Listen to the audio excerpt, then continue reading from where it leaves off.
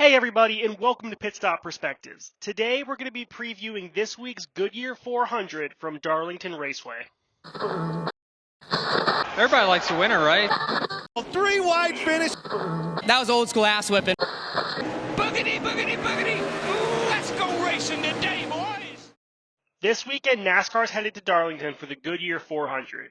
Darlington is one of NASCAR's oldest tracks, and for that reason, this race is famous for being NASCAR's throwback weekend.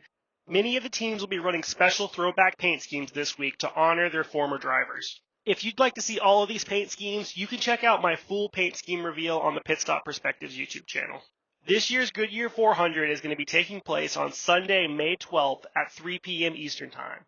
Practice and qualifying will be taking place on Saturday, May 11th, with qualifying being at 11:20 a.m. and practice at 10:35 a.m.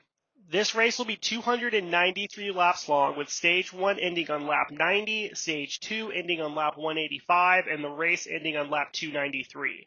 The defending winner of this race is Hendrick Motorsports' William Byron. With that being said, let's take a look at my drivers to watch for this year's Goodyear 400. My first driver to watch this week is going to be Tyler Reddick. Reddick has finished in the top 3 in 3 of the last 4 races here at Darlington.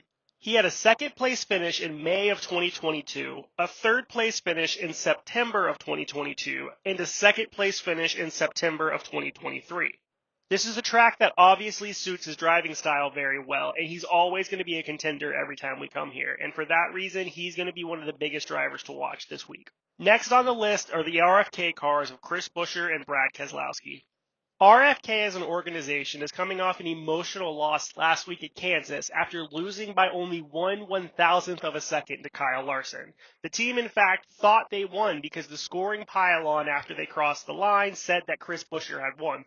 However, NASCAR, upon inspecting the official finish photo from the race, saw that Kyle Larson was just barely ahead and clarified the finish to both teams. At this point, however, Chris Buescher's team had already started to celebrate. Because of the way things went down at Kansas, I think we're going to see the entire RFK organization come back this week motivated more than ever, particularly Chris Buescher. On top of that, RFK has had a decent amount of success here in recent years. Brad Keselowski had a 4th place finish in May of 2023, a 6th place finish in September of 2023, and a 7th place finish in 2022. Buescher also had 2 top 10 finishes last year, with a 10th place finish in May of 2023 and a 3rd place finish in September of 2023. For those reasons, I think they're going to be a force to be reckoned with, and honestly, I'm going to be rooting for them. I really would like to see them come away with a good finish this week after the heartbreak they had to endure last week. My last driver to watch for this week is going to be Erik Jones. Erik Jones is coming back this week after having to sit out a couple of weeks because of a back injury that he received at Talladega. Jones was actually cleared to come back last week at Kansas. However, the team decided to keep him out for one more week and give him some extra time to recover. And this is the perfect track for him to come back at. Erik Jones won this race in September of 2022 and had a 10th place finish here in 2023.